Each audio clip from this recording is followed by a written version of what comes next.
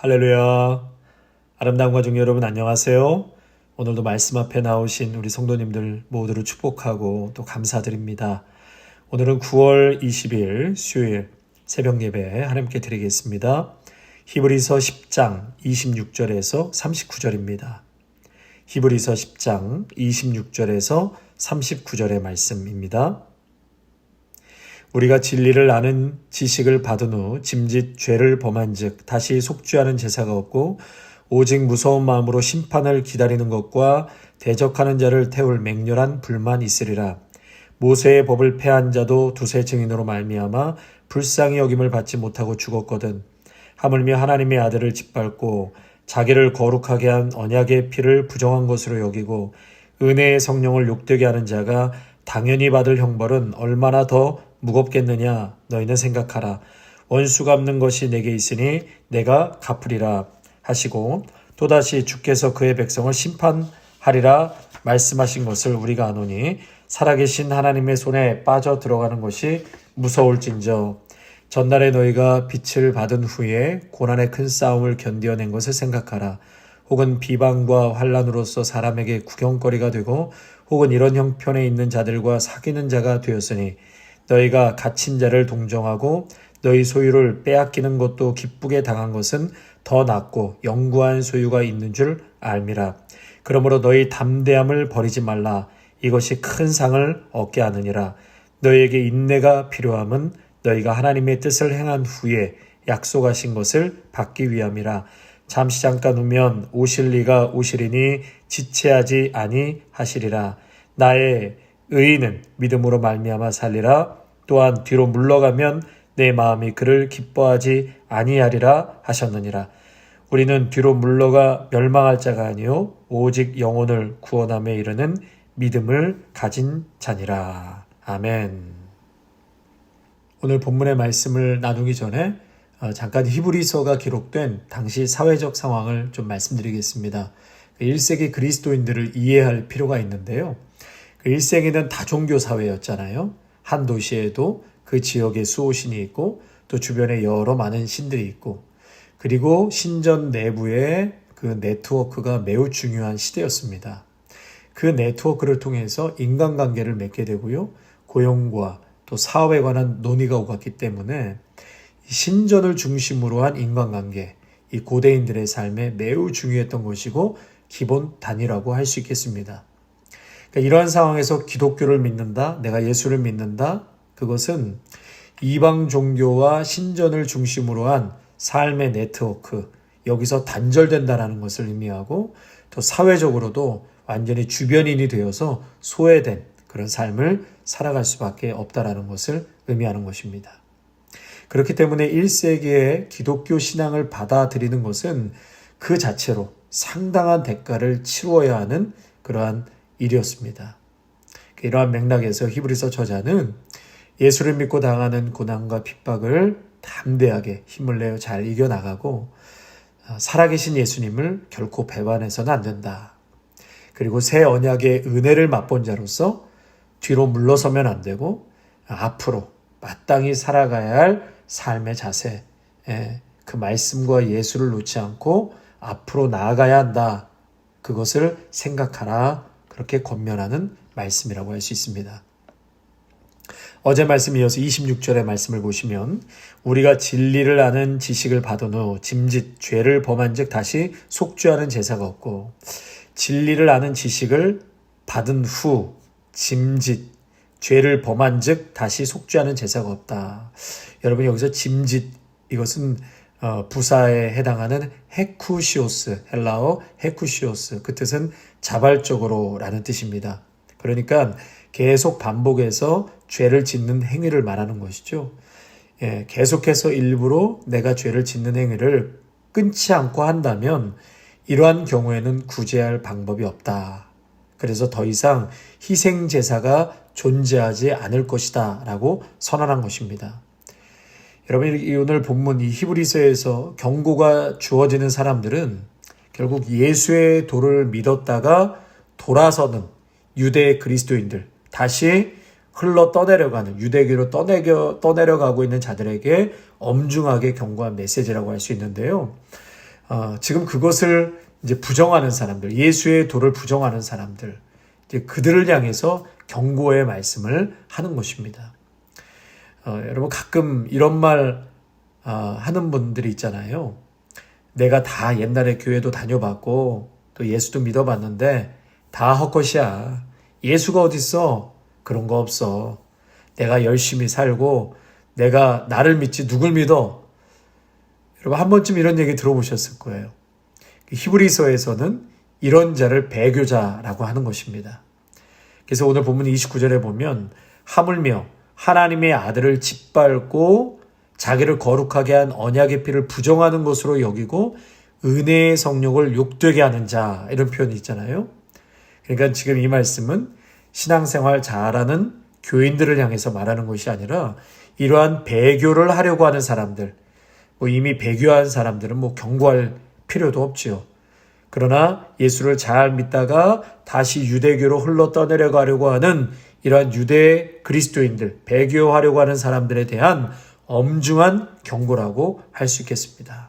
그런 자들에게는 용서가 없다. 용서가 없다. 28절에 모세의 법을 폐한 자도 두세 증인의 증언에 의해 불쌍히 여김을 받지 못하고 죽었거든.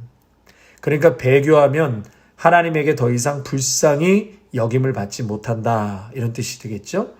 29절을 보면 받을 형벌은 얼마나 더 무겁겠느냐. 성령을 욕되게 하는 자가 당연히 받을 형벌은 얼마나 더 무겁겠느냐. 너희는 생각하라. 형벌이 매우 중할 것이다. 라고 말씀하는 것이죠. 또 30절에서 31절 원수 갚는 것이 내게 있으니 내가 갚으리라 하시고 또다시 주께서 그의 백성을 심판하리라 말씀하신 것을 우리가 아노니 살아계신 하나님의 손에 빠져들어가는 것이 무서울진저. 이 말씀은 이겁니다. 그러니까 더욱 문제가 되는 것이 그 벌을 내리시는 분이 하나님이시라는 것이죠. 이스라엘의 적이 되는 다른 민족들에 대해서 때로는 하나님이 그들과 전쟁을 치러주시고 원수도 갚아주시잖아요. 이스라엘이 약해서 도저히 이길래야 이길 수 없는 상대라도 하나님이 이기게 해주셨어요. 왜냐하면 하나님이 직접 싸워주셔서 자연히 원수 갚는 것이 하나님의 손에 달려있다라는 고백이 나오게 하게끔 하나님께서는 전폭적으로 이스라엘과 함께 하셨고 전쟁에서 승리케 하셨습니다. 그런데 문제가 있어요. 문제가 있는데 이 하나님이 이스라엘을 위해서 원수도 갚아주시는 하나님이시지만 만약 이스라엘이 하나님을 배반하면 하나님의 율법을 어기고 배교하면 하나님이 오히려 자신의 백성인 이스라엘에 대해서도 원수를 갚으신다는 것입니다. 그런데 원수를 갚되 더 심하게 더 세게 갚으신다는 거예요. 그래서 29절에서 그들이 당할 형벌은 얼마나 더 가혹하겠는가 그것을 생각해 보라라는 것이죠. 아모스 3장 2절에 보면 내가 땅의 모든 족속 중에 너희만 알았나니 그러므로 내가 너희 모든 죄악을 너희에게 보응하리라 하셨나니 이런 말씀이 있어요. 그 하나님은 오히려 다른 민족들 죄 짓는 것들에 대해서는 오히려 관대하실 수 있지만 이스라엘 하나님과 서로 알았나니 그랬잖아요. 아는 관계가 되어 있을 때 절대로 방관하고 넘어가지 않으신다는 것입니다. 심판과 징벌이 더 무서움이 이스라엘에게 따라왔었다. 이것을 기억하라는 것입니다. 이스라엘은 하나님의 백성으로 계약을 통한 특권을 가지고 있었지요. 그들의 특권은 더욱 많은 책임을 수반하는 것이었고 만약 똑바로 살지 않으면 더욱 무거운 형벌을 받게 될 것이다. 그래서 31절에 살아계신 하나님의 손에 빠져들어가는 것이 무서울진저 이렇게 말씀하는 것입니다. 자, 여러분 31절까지는 좀 두렵고 굉장히 이렇게 무서운 경고를 받게 되었는데요. 32절부터는 위로와 권면의 말씀이 나옵니다. 이렇게 하나님께서 엄중하게 경고도 하시지만 그러나 그것을 잘 견디고 끝까지 이긴 믿음의 성도에게는 반드시 상급이 있고 위로가 있고 힘이 있는 것입니다. 32절 전날에 너희가 빛을 받은 후에 전날에 너희가 예수 그리스도를 믿고 기독교인으로 된 후에 고난의 큰 싸움을 견뎌낸 것을 생각하라. 자꾸 생각하라고 말씀하시죠. 여러분, 이 말씀을 자꾸 생각하셔야 됩니다. 그러니까 예수님을 믿고 기독교인으로 결단했는데 그 빛을 받은 후에 만사형통이 아니라 뭐라고요? 고난의 큰 싸움이 있었다는 것이죠. 빛을 받은 후에 고난의 큰 싸움을 견디었다. 여러분, 믿음을 지킨다는 것은 고난의 큰 싸움을 견디는 것과 같습니다. 예수를 믿고 그 믿음을 지킨다는 것은 결코 쉬운 일이 아닙니다. 고난의 큰 싸움을 견디는 것과 같습니다. 말씀과 세상은 서로 부딪히게 되어 있습니다. 세상은 성공해야 한다, 부와 명예와 자기 만족과 너의 행복을 추구하라, 그렇게 끊임없이 유혹하지 않습니까? 그러나 예수님은 비워라, 자신을 죽여라, 이웃을 보살피라, 나눠라, 복음을 전하라, 하나님께 영광을 돌려라, 내 뜻을 내려놓고 주의 뜻에 순종하라. 여러분, 우리가 없어서 못하는 것과 있는데 안 하는 것과는 큰 차이가 있습니다. 내가 할 수 있는데, 그렇게 해도 누가 뭐라고 하지 않는데, 내 스스로가 주신 하나님 말씀 때문에 그렇게 안 하려고 노력하는 것이 얼마나 힘든 싸움인지 모릅니다. 이런 의미에서 우리 성도님들 정말 잘하고 계십니다. 한 분도 예외 없이 이 고난의 큰 싸움을 잘 감당하고 계신 겁니다. 사랑하는 성도 여러분, 승리를 주신 지난 날을 기억하시고, 그리고 그 기억 속에 오늘을 견디시고 힘을 내어 내일을 살아가시기를 바랍니다. 우리 주님은 살아서 오늘도 역사하시고 우리와 함께 하십니다. 여러분의 그 환난과 고난과 말씀을 지키기 위한 그 애씀을 주님은 다 보고 알고 계십니다. 반드시 하나님의 위로와 하늘의 상급이 임할 것입니다. 아멘. 그래서 32절에 빛을 받은 후에 이 복음 때문에 박해를 받았다는 것을 추측하게 만드는데요.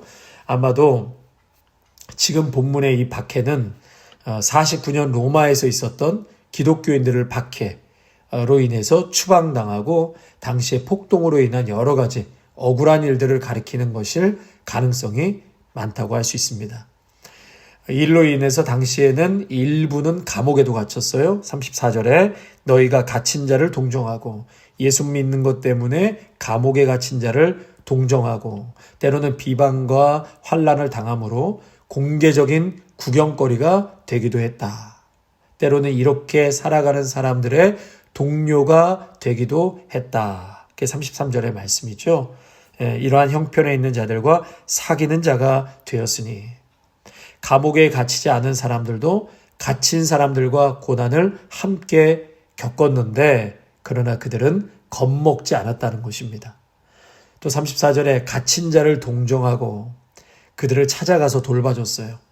여러분, 내가 그들을 돌봐줬다는 것은 나도 예수 믿는 사람으로 나도 핍박과 어려움을 당할 수도 있는데, 그들은 기꺼이 그것을 감내하고 감옥에 갇힌 자들을 찾아가서 돌봐줬다는 것입니다. 굉장히 위험한 일. 그런데 그렇게 하지 않으면 갇힌 사람들이 굶어 죽을 수밖에 없었기 때문에 믿음의 동료들이 찾아갔던 것이죠. 또 그것 때문에 소유를 빼앗긴 사람들도 있었어요. 재산을 잃어버린 사람들도 있었는데 34절에 너희 소유를 빼앗기는 것도 기쁘게 당한 것은, 그것을 기쁘게 여겼다는 것이죠. 여러분, 누가복음 6장 22절 이하에 보면 인자를 인하여 사람들이 너희를 미워하며 멀리하고 욕하고 너희 이름을 악하다 하여 버릴 때에는 너희에게 복이 있도다. 그날에 기뻐하고 뛰놀라. 하늘에서 너희 상이 큼이라. 아멘. 이 말씀처럼 이렇게 같은 정신으로 이 어려움을 겪고 잘 참아냈다. 하늘의 영원한 부요함을 보고 이 땅의 것 잃어버린 것 때문에 속상해하지 않고 기뻐했다. 그러면서 36절에 인내하라. 너희에게 인내가 필요하다. 37절에 이제 곧 오시기로 한 그분이 오실 것이다. 이제 속히 주님의 재림이 임할 것이다 라고 초대교회 성도들은 믿고 있었죠. 그러면 38절에 이 주님이 오시는 그날까지 어떻게 우리가 믿음을 지키고 있어야 하는가? 하박국 2장 3절의 말씀을 인용했습니다. 38절에 의인은 믿음으로 말미암아 살리라. 사도 바울은 로마서 1장 17절, 갈라디아 3장 11절에서도 인용했죠. 원래는 하박국이 질문한 것입니다. 하나님, 왜 이렇게 이 민족들이 우리들을 괴롭히고 있는데 구원의 때는 왜 이렇게 늦게 오는 겁니까? 도대체 의인들이 살 수 있는 가능성은 있습니까? 하나님 앞에 하박국이 질문할 때 하나님께서 답변해 주신 거예요. 의인은 믿음으로 말미암아 살리라. 결국은 신실함으로, 믿음으로 살게 된다. 참고 견디는 자가 결국 살게 된다는 것이죠.